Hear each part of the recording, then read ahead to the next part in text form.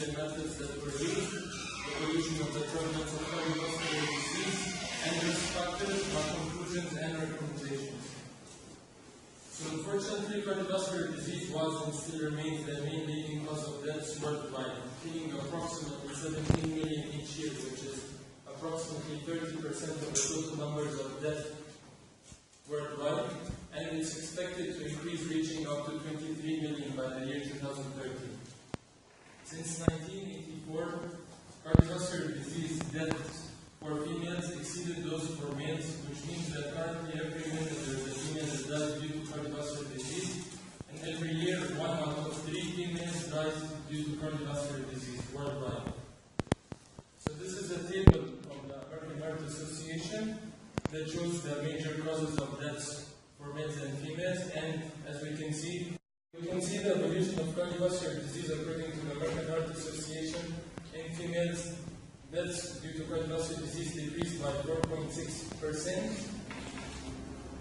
So we're going to start by talking about the prevalence of cardiovascular disease. We're going to start by the coronary heart disease, which is a condition which affects the coronary arteries. The coronary arteries are the blood vessels that supply the heart with oxygen and blood supply. So there is a condition in which these coronary arteries are blocked due to, let's say, a plaque, which is called atherosclerosis, or blood clots, like due to thrombosis.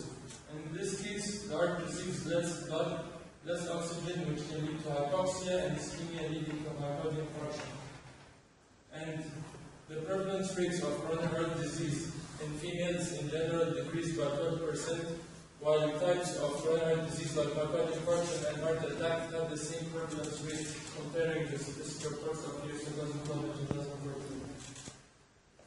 Angina, which is a cardiovascular symptom, which is defined by chest pain that can be localized starting from the jaw, reaching up to the belly button, down to the belly button, and usually radiating to the left side.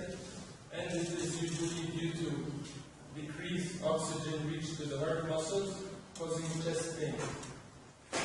And the prevalence of angina in females had the same prevalence rates in years 2012 and 2014. For stroke, there are two main types of stroke, hemorrhagic and ischemic stroke. The hemorrhagic stroke is usually due to direct trauma to the brain, which leads to bleeding, while ischemic stroke is usually due to thrombosis or embolism, which lead to clotting and the blocking of arteries that supply the brain with oxygen and blood.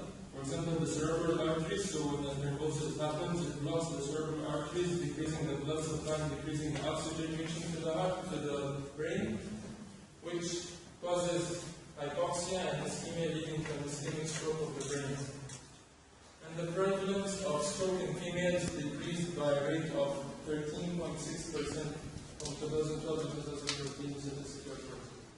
For heart failure, it is a condition in which the heart is unable to provide enough heart pump and enough blood supply and oxygen to the whole body, usually trying to overwork, trying to supply more blood by dilating the ventricles, trying to pump more, which causes the heart to work more and leading to heart failure due to overwork and overload. And the prevalence of heart failure decreased by a rate of 7.69%.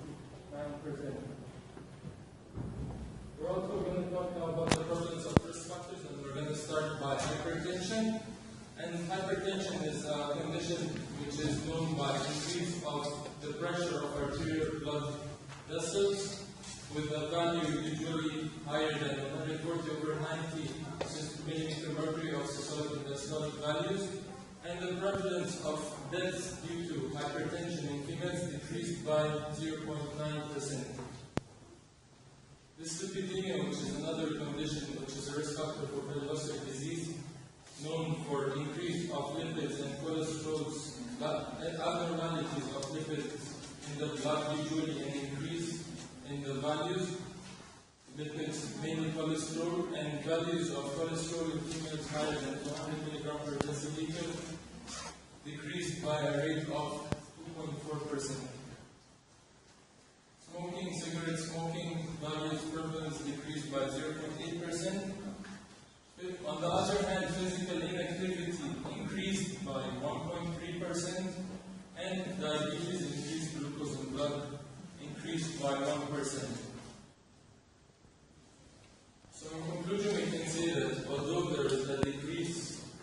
in death rate in cardiovascular disease in females and in cardiovascular disease conditions in females. This decrease is slow compared to males, and in the same time, in other cardiovascular diseases like heart failure, myocardial infarction, heart attack, and angina, it had the same prevalence rate since statistical reports of 2012 and 2014. On the other hand, risk factors like hypertension, smoking, dyslipidemia were decreased, but also on the other hand, physical inactivity and diabetes were increased.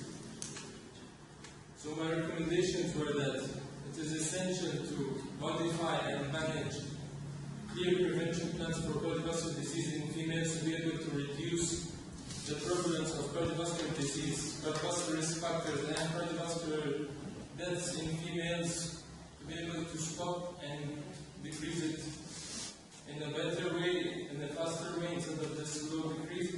And at the same time, further studies should be made to provide a real cure for cardiovascular disease, because currently cardiovascular medication is mostly focusing on symptomatology. It's not a real cure for